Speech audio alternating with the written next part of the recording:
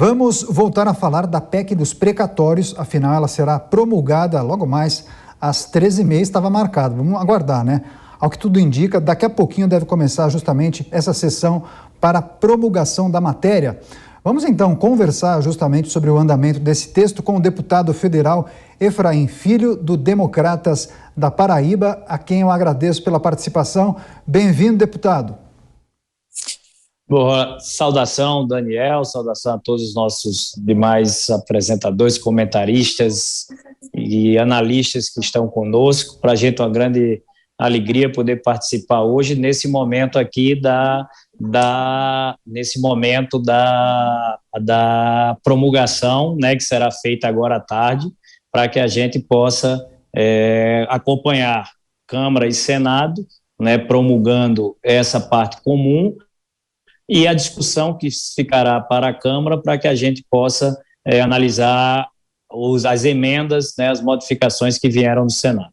Perfeito. Justamente sobre isso, eu gostaria de tratar na minha primeira pergunta, porque houve o acordo, todos aparentemente saíram satisfeitos com a promulgação no dia de hoje daquela parte comum que já tinha sido aprovada nas duas casas, mas falou-se, inclusive, de uma espécie de disputa entre as duas casas em relação àquele texto divergente, o texto que tinha sido modificado pelo Senado Federal. Até alguns parlamentares do Senado, alguns senadores, chegaram a relatar preocupação de que os deputados pudessem esquecer essa PEC paralela, ficasse para 2022 e talvez nem viesse a ser apreciada. As arestas foram aparadas, tudo certo. Então, na próxima terça-feira, os senhores vão analisar, então, esse texto, a PEC paralela, é isso? Exato. O acordo se deu basicamente no acordo de procedimentos, Daniel, no sentido de que a Câmara cumpre o seu papel de conseguir, dentro do regimento, né, construir uma solução para que essa PEC venha direto ao plenário.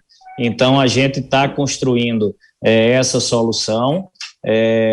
Terça-feira que vem, nós estaremos fazendo essa avaliação, claro, ainda se debruçando sobre o mérito, né, ainda se debruçando sobre o conteúdo das modificações que o Senado fez. Algumas delas, né, divergiram do entendimento da Câmara na votação da proposta originária, natural, né? Então, o que era comum, o que era o pensamento das duas casas, foi a promulgação. O que fica nesse momento de divergência é o que será apreciado pela Câmara dos Deputados na sequência, mas acredito que a gente vai conseguir avançar. É um tema que é importante para o Brasil, viabiliza um tema de apelo social enorme, que é o pagamento do Auxílio Brasil, né, que vai garantir o pão na mesa de muitas famílias. Então, acho que em nome, né, dessa demanda da vida real das pessoas, cabe ao Congresso Nacional ter a responsabilidade de encerrar o ano fazendo análise dessa PEC paralela. Deputado, agora a pergunta é do nosso analista Diogo Schelp. Deputado, o que vai ser aprovado agora é justamente uma parte dessa PEC que permitirá fazer o pagamento aumentado do valor do Auxílio Brasil, né? Mudança ali na fórmula de contagem, né? Como é calculado o teto de gastos. Esse valor é suficiente se o restante da PEC não puder haver um acordo, haverá um grande prejuízo em relação a essa questão específica do Auxílio Brasil? Diogo, não, o Auxílio Brasil, os recursos que são necessários para ele estão garantidos, e com a promulgação dessa parte inicial, né, que agora, daqui a pouco, a gente já tem imagens aí, que o presidente do Congresso Nacional, Rodrigo Pacheco, o presidente da Câmara, Arthur Lira, segue. Então, o tema do Auxílio Brasil, que foi o grande combustível, né, do avanço nas discussões, apesar de todas as divergências, de todos os questionamentos que haviam sobre a modelagem, né, da PEC dos precatórios, a conquista do Auxílio Brasil foi realmente o grande tema. O que ficará para essa discussão posterior, basicamente, é o espaço fiscal, né, que viabilizará eventuais investimentos em 2022. Mas o Auxílio Brasil, prioridade, ele já está, o espaço fiscal, o fôlego fiscal necessário já está sendo resolvido com essa primeira aprovação.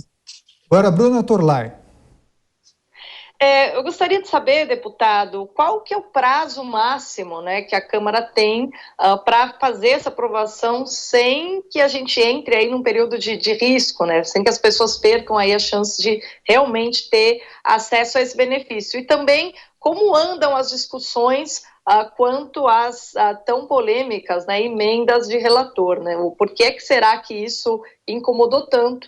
E como que o senhor julga que isso acabará sendo resolvido? Oi, Bruna.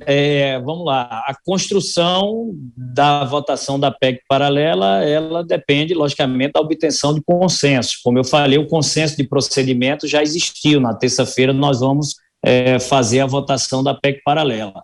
Se concordarmos com o texto, ou pelo menos aquele texto que vai ser aprovado, há condição regimental, isso já foi utilizado várias vezes, de fazer a votação dos 2 turnos no mesmo dia, com a quebra do interstício, tá certo? Então, aquelas 5 sessões que seriam necessárias, elas podem ser superadas. Então, pode ser que já na semana que vem a gente inicie e encerre, né, a votação da PEC paralela, aquilo que for aprovado, né, que já veio do Senado, poderá inclusive ir à promulgação também, mas vai depender do que obtiver os 308 votos necessários. Sobre as emendas de relator, a segunda parte da sua pergunta, entendemos que com a decisão da ministra Rosa Weber, né, e o projeto de resolução que avança, né, e evolui nos critérios de transparência em consonância, né, em sintonia com aquilo que pediu a ministra, vai viabilizar, né, que se possa dar continuidade,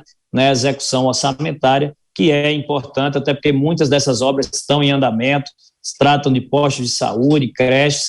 Claro que tem que haver a fiscalização é importante, mas não poderia ter a simples suspensão, né, da execução desse orçamento. Então, foi uma solução mediada, que eu acho que atendeu a demanda do Supremo Tribunal Federal por mais transparência, e o Congresso Nacional, ao invés de bater de frente, resolveu acolher esse entendimento e fazer uma resolução para avançar nos critérios de transparência.